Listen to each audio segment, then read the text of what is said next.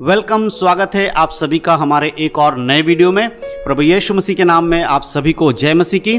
दोस्तों, क्या आप प्रभु यीशु मसीह पर विश्वास करते हैं? अगर आप यीशु मसीह पर विश्वास करते हैं तो ज़रूर आप अपने आप को पवित्र रखते होंगे, बाइबल के अनुसार जीवन जीते होंगे, आप चर्च जाते होंगे, बाइबल को पढ़ते होंगे, प्रार्थना करते होंगे और हर तरह से ये कोशिश करते होंगे कि आप एक पवित्र जीवन जिए, ताकि जब यीशु मसीह संसार में दोबारा आए, दूसरा आगमन जब उनका हो, तो आप उनके साथ स्वर्ग में जाएं। यदि आप जीवित हैं तो आपका शरीर बदल जाए, यदि आप प्रभु में सो जाते हैं तो आप जीवित किए जाएं। ये आपकी एक आशा और एक विश्वास जरूर होगा। लेकिन मेरे प्रियो, बहुत जरूरी है कि आप बाइबल से रोज अपने आप को परखें और देखें क्या सही मायने में जो आप अपने आप को सोचते हैं कि आप एक पवित्र व्यक्ति हैं, क्या बाइबल के अकॉर्डिंग आप पवित्र हैं? कभी आपने इस बात को जांचने की कोशिश किया या बाइबल से कभी आपने परखा अपने आप को? अगर नहीं तो आज मैं आपको कुछ ऐसे वचन बताने वाला हूं जिन वचनों को सुनने के बाद अगर आप अपने जीवन में उन वचनों के द्वारा परखेंगे, खुद को देखेंगे कि क्या सच में आप उस वचन के अनुसार सही हैं या गलत,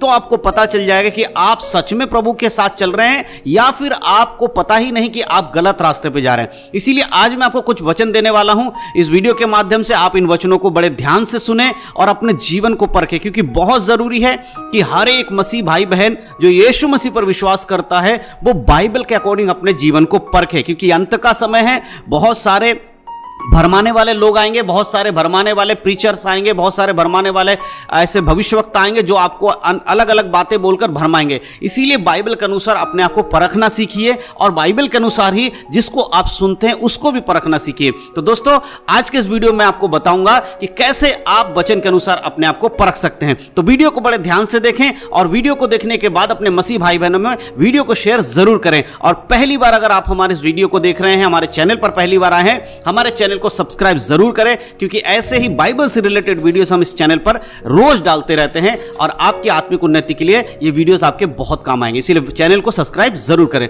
तो चलिए दोस्तों, देर नहीं करते हो, आज के वीडियो को शुरू करते हैं। तो दोस्तों, जैसे कि मैंने कहा कि आज मैं आपको इस वीडियो के माध्यम से बताऊंगा कि वचन के द्वारा हमें अपने आप को परखना कितना जरूरी है। अगर हम एक वचन पढ़ते हैं, भजन संहिता उसका 1 अध्याय और उसका 1 आयत में इस प्रकार से लिखा है, क्या ही धन्य है वह पुरुष जो दुष्टों की युक्ति पर नहीं चलता और ना पापियों के मार्ग में खड़ा होता और ना ठट्ठा करने वालों की मंडली में बैठता है। प्रभु का वचन यहां पर इस प्रकार से कहता है कि धन्य है वो व्यक्ति, वो मनुष्य, वो पुरुष जो दुष्टों की युक्ति पर नहीं चलता। यदि आप प्रभु यीशु मसीह पर विश्वास करते हैं तो आप दुष्टों की युक्ति पर आपको नहीं चलना। कई बार ऐसा होता है कि आप जिन लोगों से संगति रखते हैं, आपके जो भी दोस्त हैं, मित्र हैं या के फ्रेंड सर्कल में बहुत सारे ऐसे लोग होते हैं जो कि प्रभु यीशु मसीह पर विश्वास नहीं करते और आप उनके संग उठते बैठते। इसमें कोई गलत नहीं है, आप किसी अन्य जाति के संग उठना बैठना खाना ये कोई गलत नहीं है, लेकिन उनके गलत चीजों में अगर आप सहभागी का होते हैं, उनकी गलत बातों के अगर आप समर्थन करते हैं तो ये गलत है।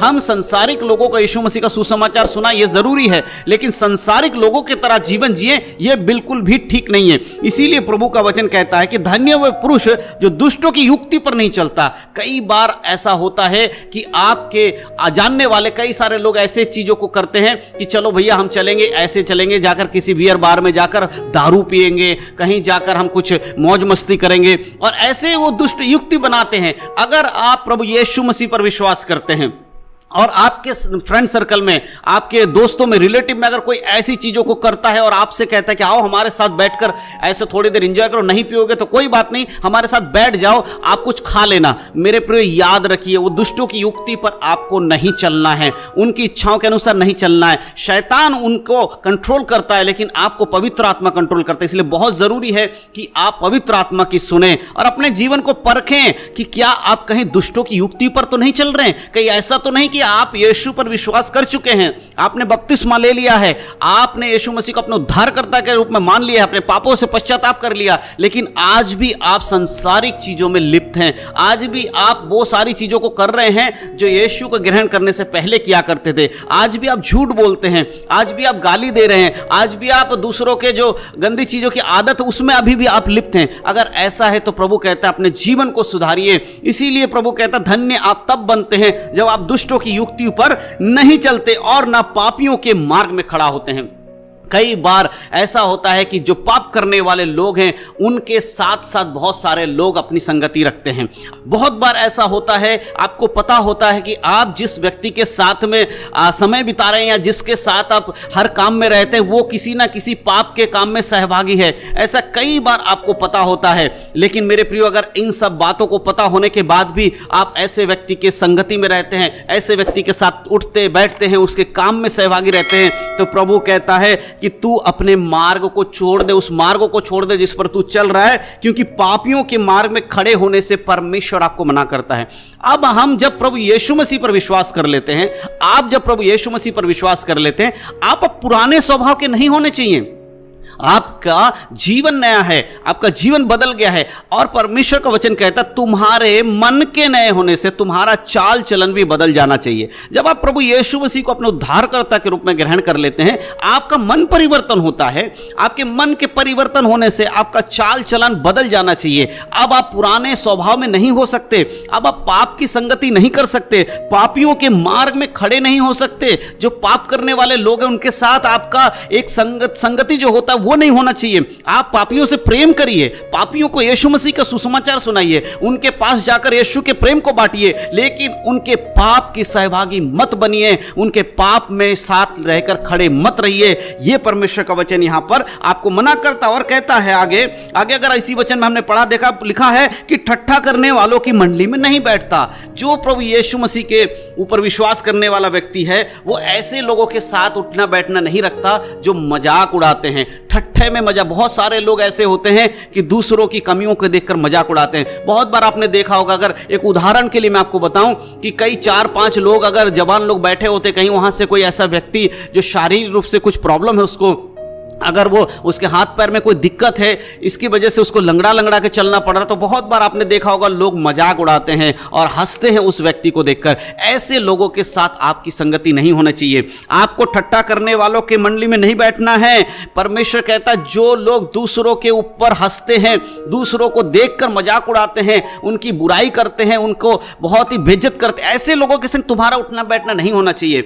आज आपको और मुझे बाइबल के अकॉर्डिंग, वचन के अनुसार परखना होगा, देखना होगा कि हम लोग कैसे लोगों के संगति रखते हैं, किन किन जगहों पे हमारा उठना बैठना होता है, कौन लोग हमारे मित्र सर्कल में होते हैं, किन की संगति हम करते हैं। यह बहुत जरूरी है। सिर्फ यीशु मसीह को अपने उद्धारकर्ता मान लेने से आपका उद्धार संपूर्ण नहीं हो जाता। परमेश्वर का वचन कहता है जो अंत तक धीरज धरता उद्धार उसी का होगा। और अंत तक धीरज धरने के लिए आपके जीवन में इन कामों का होना बिल्कुल भी ठीक नहीं है कि आप एक पापियों के मंडली में बैठते हो, आप ठट्ठा करने वालों की मंडली में बैठते हो, पाप करने वाले के मार्ग में खड़े होते हो, आप दुष्टों की संगति करते हो। ये सारे चीज अगर आपके जीवन में, तो बिल्कुल भी ये सही नहीं है, क्योंकि यीशु मसीह जब आएंगे वो उसको लेने नहीं आ रहा है जिसने एक बार यीशु मसीह को अपने उद्धारकर्ता के रूप में मान लिया और फिर बाद में जीवन जैसे मर्जी जिया। नहीं मेरे प्रियो, यीशु आ रहे हैं उसको लेने के लिए जिसने अपने पाप से पश्चाताप करके प्रभु यीशु को अपना उद्धारकर्ता के रूप में ग्रहण करके पवित्र बाइबल के अनुसार जीवन जीते हुए, एक निष्पाप जीवन जीते हुए चल रहा हो और वचन के अनुसार करेक्ट हो, उसी को यीशु मसीह अपने साथ लेकर जाएंगे। यीशु को प्रभु कहने वाले बहुत सारे लोग होंगे, सबको यीशु लेने नहीं आ रहे हैं। इसीलिए प्रभु यीशु ने कहा अंत के समय में बहुत सारे लोग आएंगे और मुझसे कहेंगे हे प्रभु क्या मैंने तुम्हारे नाम से चंगाई, छुटकारा और चमत्कार नहीं किए? तो यीशु कहता मैं उनसे कह दूंगा हे कुकर्म करने वालों, मैं तुम्हें नहीं जानता। इसीलिए मेरे प्रियो याद रखें, अपने जीवन को परखना बहुत जरूरी है बाइबल के अकॉर्डिंग। आज के समय में अगर आप ऐसा नहीं करेंगे तो अंत के समय में यीशु मसीह के आगमन पर आप उसके साथ कभी भी स्वर्ग में नहीं जा पाएंगे।